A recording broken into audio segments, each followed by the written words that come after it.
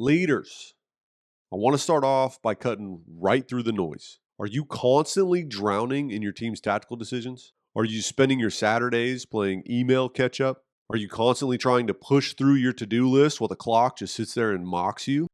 If you feel like you're doing the work of two people or yours and half of your teams, your burnout isn't a lack of effort. It's a breakdown in your leadership system. But today, I'm going to help you fix that with 3 ways to overcome and prevent burnout. First, I'll explain what the task trap is. We're going to expose the psychology of why low trust delegation is burning you out. Second, I'm going to give you the high trust delegation blueprint, which is the exact shift in language and approach that transfers 100% of cognitive load and ownership onto your team, which is a good thing.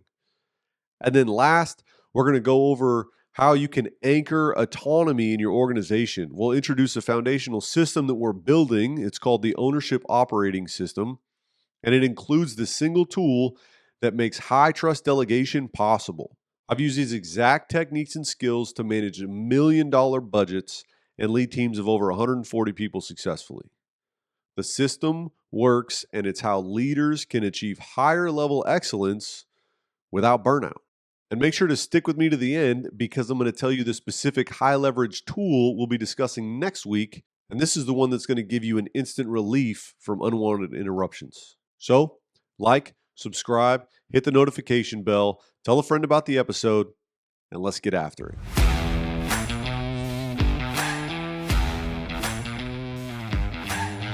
All right, the first thing we want to talk about is the task trap and the psychological cost of micromanagement.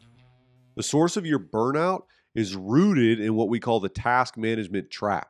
You're delegating simple steps, which is the easy labor associated with a more complex thing, but you're holding on to the cognitive load of the entire problem. This is why you're still exhausted. And when it comes to burnout, the biggest mistake people make is believing that it's a personal failure, like, oh, I can't handle this anymore. But it's not. It's a leadership failure, which means you can fix it. According to the definitive Maslow burnout inventory, burnout is a 3-part organizational phenomenon that destroys your effectiveness. Part 1 is exhaustion. This is the physical and emotional draining that you feel. Part 2 is cynicism or depersonalization, which is a detached, negative, or indifferent response to your job, which often manifests as a suspicion that your team is incompetent. And part 3 is reduced professional efficacy. This is the feeling that you can't make a real difference anymore or that you've lost your edge. When you manage tasks, you fuel all 3 parts. You're exhausted because you're always running interference. You become cynical because you feel personally responsible for the success of things. And your efficacy drops because your time is spent in the weeds and not on strategic wins that you know you should be focusing on. The hidden cost here is what we call the cognitive tax. When you delegate a task, like, hey, send me that vendor quote, you don't just keep the final decision at your level. You keep the entire context file for that negotiation, that budget, and the supplier relationship stored in your working memory. Every time that delegated task stalls or hits a decision point, your team member interrupts you with a clarifying question. Something like, hey, which format should I use for the final submission?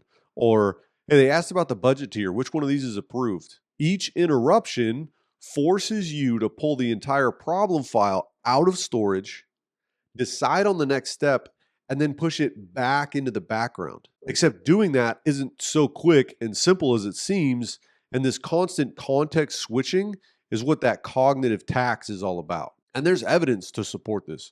Research from institutes like Stanford and UC Irvine consistently show that task interruptions, which are the unavoidable result of low trust delegation, result in higher errors, increased stress hormones, and a loss of up to 25 minutes of productive time as you recover from one single switch. When you only manage tasks, you're not saving time, you're guaranteeing your own exhaustion and organizational inefficiency. So why do leaders who are high achievers fall into this trap. It comes down to something that most people don't even realize is a problem. They end up behind this ego barrier, but it can be a blind spot for leaders who take pride in carrying their weight. Many hold on to the tactical work because of two self-protective beliefs.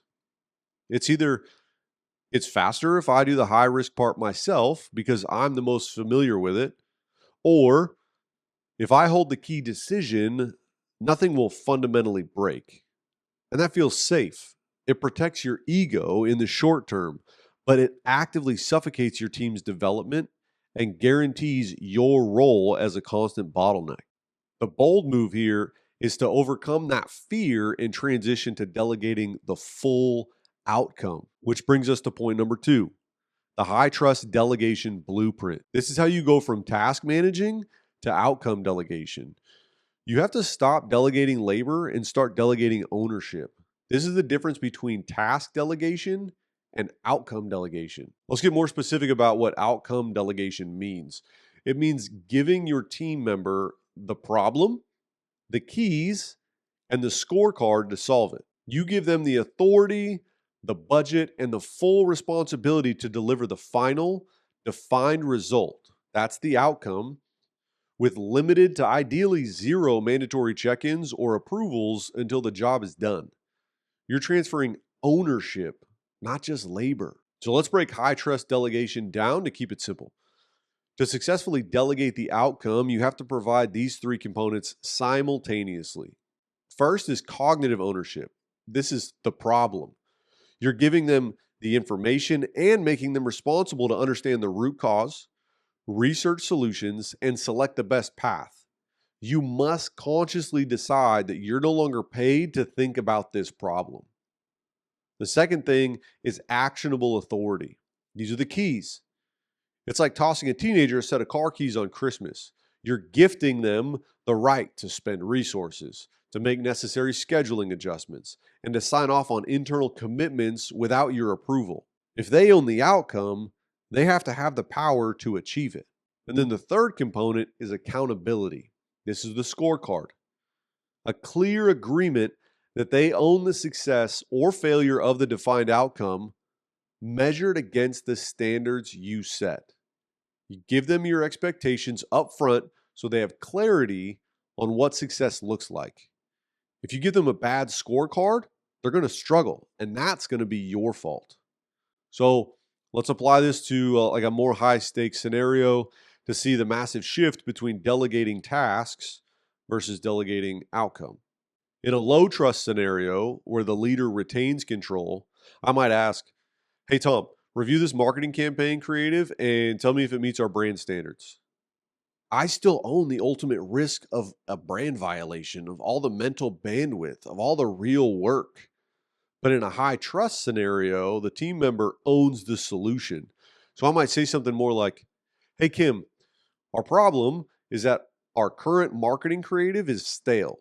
I need you to design and launch 3 new compliant creative assets that achieve a 15% increase in our conversion over 90 days. You own the process from design brief to final compliance sign off. And then I would spend 2 to 5 minutes clarifying budget details or other expectations and answering any Kim's initial questions. And once you make this a regular practice, your team is going to get really good at knowing what questions to ask to maximize their ability to do everything on their own. See, when you delegate the outcome, you're handing over the entire problem file. The team member now has a massive incentive to solve it efficiently because they own the win and they're going to have to own the failure. And there's evidence to back this whole thing up.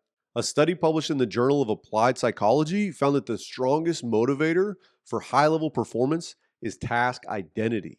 That's the degree to which an employee performs a whole identifiable piece of work from beginning to end. When you delegate the outcome, you give them 100% task identity, which maximizes their effort and engagement. They stop being cogs in a machine and start being builders. So now we know the difference between low trust and high trust delegation and what that looks like. The question is, how do we structure this transfer of ownership so they don't crash the entire organization? And that brings us to the structure that we need. Over the next several episodes, we're going to be building out the Ownership Operating System, or the OOS. This OOS is going to serve as an anchor for you and your team as you start to implement it. The OOS is built on understanding that the gap between philosophy and execution is defined by your clarity. You can only safely give up control if you first nail down the definition of success and failure. So, we're giving you a system for creating a self-correcting, autonomous organization built on 3 sequential, interdependent pillars. Pillar 1 is define. This is where you set the standards, the purpose, and the boundaries. Pillar 2 is equip. This is how you transfer the necessary resources and authority. And then Pillar 3 is sustain, where you use feedback loops and coaching to ensure growth and correction. The entire OOS launches with Pillar 1, which is define. And the single most powerful tool we use for defining success is an example of what you're going to get in this system. It's called commander's intent. See, what happens when you transfer an outcome without intent, you invite what we call the question loop. It's a continuous cycle of clarifying questions that drags on, and it drags you back into the weeds. So Steve pops into your office and asks, hey, should I prioritize cost or delivery speed for this project? That's a legit question. And you respond, definitely cost. But because Steve is trying to think ahead and not drop the ball, he shoots back with, okay, but the cheaper option requires a 6-month delay. Does that work? Now, you didn't give clear intent on a timeline. So now you have to inform him, no, absolutely not. That's not going to work. We need it done in 3 months or less. And now Steve's annoyed. So he comes back wondering why you didn't tell him that in the first place. This loop will happen intermittently across the process, and it happens because the team member only got the problem, which is reduced cost, but not the critical boundary, which is that 3-month delivery window. Commander's intent fixes this by defining 3 things in a few concise sentences: the purpose, which is the why, the key outcome, which is the what, and the critical boundaries, which are the guardrails. When you use the commander's intent correctly, the team member stops asking you for a decision and starts asking themselves, does my solution follow and protect the intent? Once you see this happening, you've successfully transferred more than just the labor. You've handed over the decision filter and the cognitive load simultaneously. The psychological shift from do this task to solve this problem with these boundaries is the single most effective way to eliminate the managerial task trap, slash your cognitive load, and move your career from tactical execution to strategic leadership. If you're a heavy hitter who's motivated to do amazing things in your career, here's another incentive. Think about your own career trajectory. You get promoted when you stop being the best doer and start being the best enabler. The person who can scale the output of the entire team and not just your own output. When you successfully delegate outcomes, you're essentially creating mini CEOs underneath you. They handle the execution, the daily firefighting, and the process optimization. This frees up your time for the strategy layer of leadership, which is the work you're actually paid the big bucks for. You get to start focusing on things like strategic horizon scanning. You gain the capacity to look 6 months, maybe even 2 years down the road. You can do more talent development. You now have the time and the bandwidth to properly coach and mentor your high potential leaders, which is a key of the OOS Pillar 3, by the way. But also, you can start looking at external consulting. You can focus on things like cross-functional partnerships and C-suite interaction. This is the work that could directly lead to your next promotion. The return on investment for this delegation shift isn't measured in hours saved, it's measured in the new capacity you gain to tackle the strategic, high impact work that scales the business while your team accomplishes more, all without anyone getting overworked or burnt out. If you're feeling burned out now, do the things I'm telling you. And I promise you, things will get better. Okay, let's wrap this up. I want you guys to focus on 3 core actions this week to start implementing this stuff into your team and your leadership systems. First, identify your cognitive load. This week, I want you to audit your calendar and your inbox. Identify the delegated problem that keeps landing back on your desk.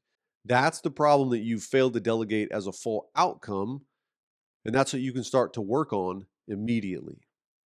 Second, shift from the what to the why. When a team member asks, "What do I do next?" don't just give them the next step. Force them to answer their own question and then ask them why they think that's the best way forward. You're training them to meet the outcome's demands and not just your instructions. This immediately shifts the cognitive ownership back to them. And lastly, I want you to prepare for intent. Your next step is to master the clarity required for high trust delegation. Work through how you can provide that to your team so you can get better at providing the commander's intent, which will give them better task identity and get you and the team stronger results. Don't just nod your head and move on to the next thing. Do these things and watch how it kills burnout. I promise. Okay, that's it for today. But next episode, we're officially launching Pillar 1, which is define of the ownership operating system.